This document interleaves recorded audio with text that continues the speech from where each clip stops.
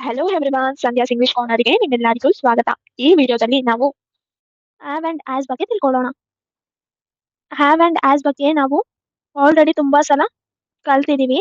ಇದ್ರ ಬಗ್ಗೆ ನಿಮ್ಗೆ ತುಂಬಾ ಸಲ ಹೇಳ್ಕೊಟ್ಟಿದೀನಿ ಕೂಡ, ಅದ್ ನನಗೆ ಗೊತ್ತು. ಹ್ಯಾವ್ ಮತ್ತೆ ಆಸ್ ಅನ್ನೋದು ತುಂಬಾನೇ ಇಂಪಾರ್ಟೆಂಟ್ ಆದ ತುಂಬಾನೇ ಇಂಪಾರ್ಟೆಂಟ್ ಆದಂತಹ topic.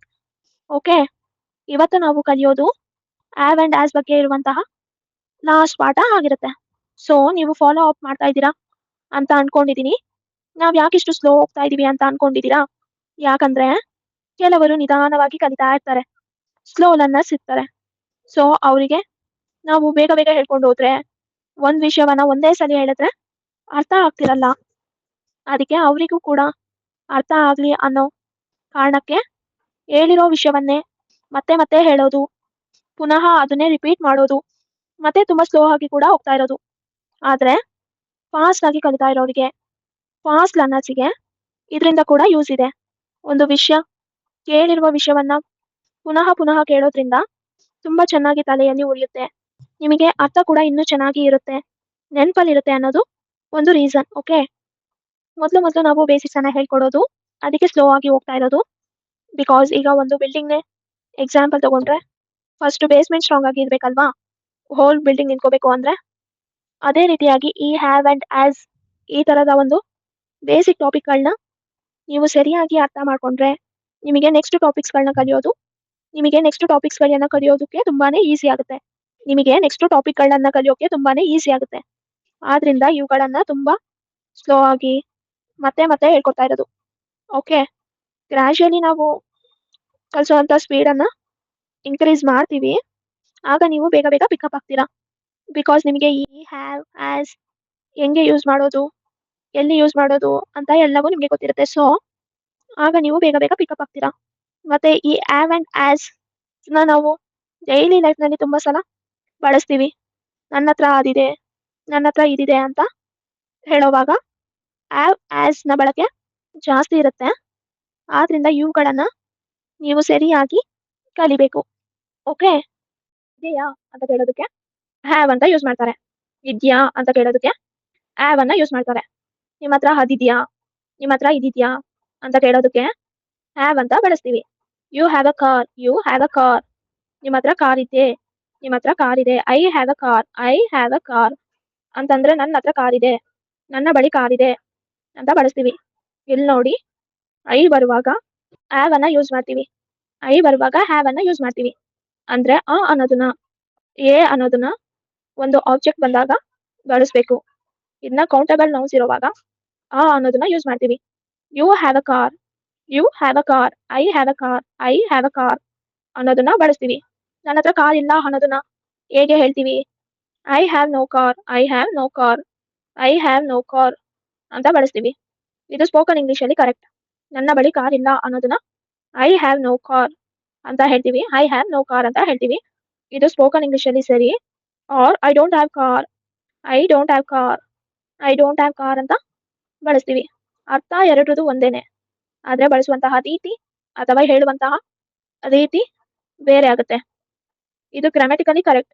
I don't have car ಅಂತ ಹೇಳೋದು, ಬರೆಯೋವಾಗ ಐ ಡೋಂಟ್ ಹ್ಯಾವ್ ಕಾರ್ ಅಂತ ಬರೆದ್ರೇನೆ ಸರಿ.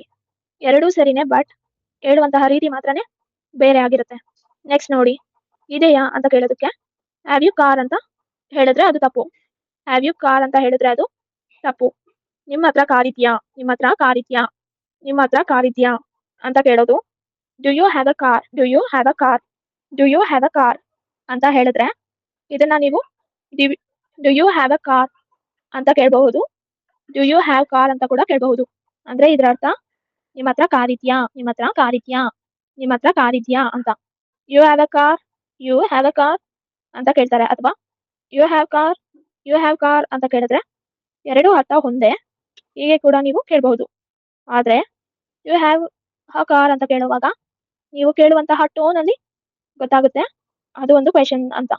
ಓಕೆ, ನೀವು ಕೇಳುವ ಟೋನ್ ಅಲ್ಲಿ ಕ್ವೆಶನ್ ಅಂತ ಗೊತ್ತಾಗುತ್ತೆ.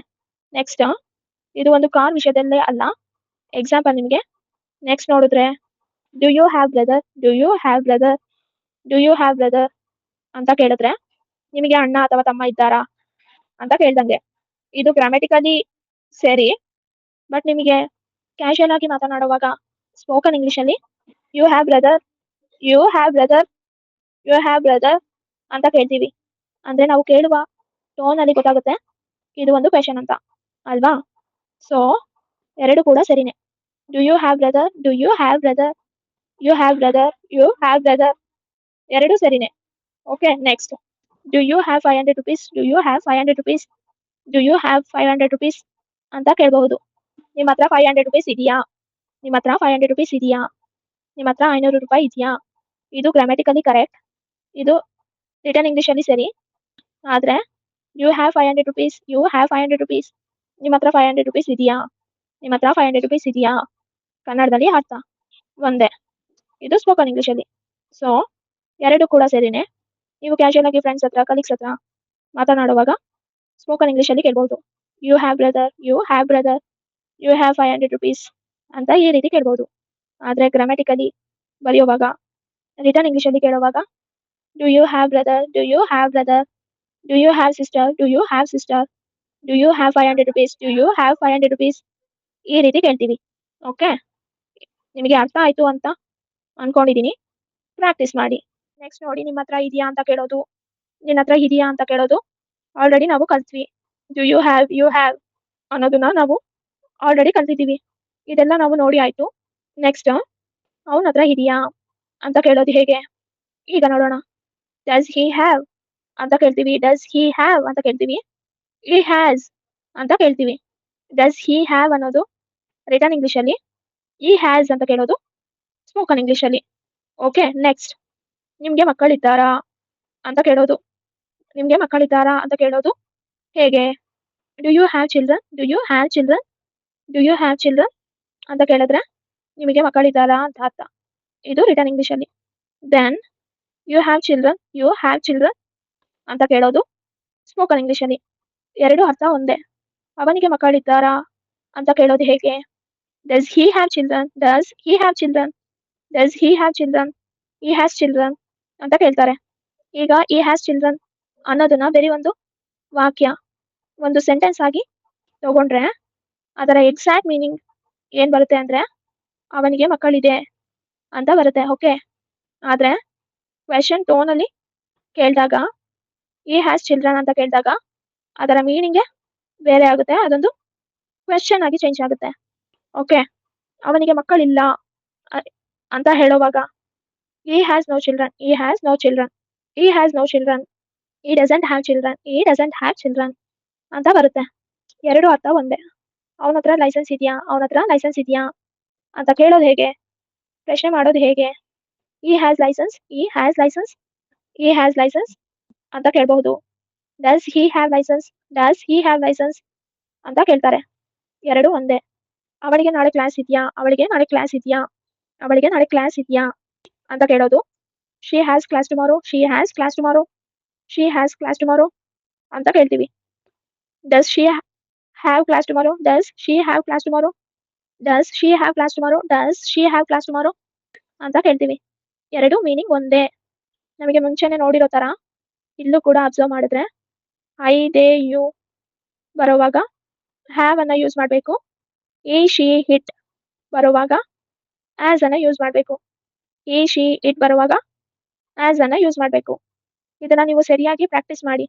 ಪ್ರಾಕ್ಟೀಸ್ ಅಂದ್ರೆ ಕೂತು ಬರೆಯೋದು ಮಾಡೋದು ಅಂತಲ್ಲ. ನಿಮ್ಮ ಫ್ರೆಂಡ್ಸ್ ಹತ್ರ, ನಿಮ್ಮ ಕಲೀಗ್ಸ್ ಹತ್ರ ಮಾತನಾಡುವಾಗ ಅಥವಾ ನಿಮ್ಮ ಮನೆಯಲ್ಲಿ ಬ್ರದರ್ ಸಿಸ್ಟರ್ ಜೊತೆ ಮಾತನಾಡುವಾಗ ಈ ಸೆಂಟೆನ್ಸಸ್ ಗಳನ್ನ ಯೂಸ್ ಮಾಡಿ, ನಿಮ್ಮ ಕಾನ್ವರ್ಸೇಷನ್ಸ್ ಗಳಲ್ಲಿ ಯೂಸ್ ಮಾಡಿ. ಇದರಿಂದ ನಿಮಗೆ ಒಂದು ಕಾನ್ಫಿಡೆನ್ಸ್ ಇರುತ್ತೆ, ಮತ್ತೆ ಕಲ್ತಿರುವಂತಹ ವಾಕ್ಯಗಳನ್ನ ಬಳಸೋದ್ರಿಂದ ನಿಮಗೆ ಪ್ರಾಕ್ಟೀಸ್ ಕೂಡ ಆಗುತ್ತೆ.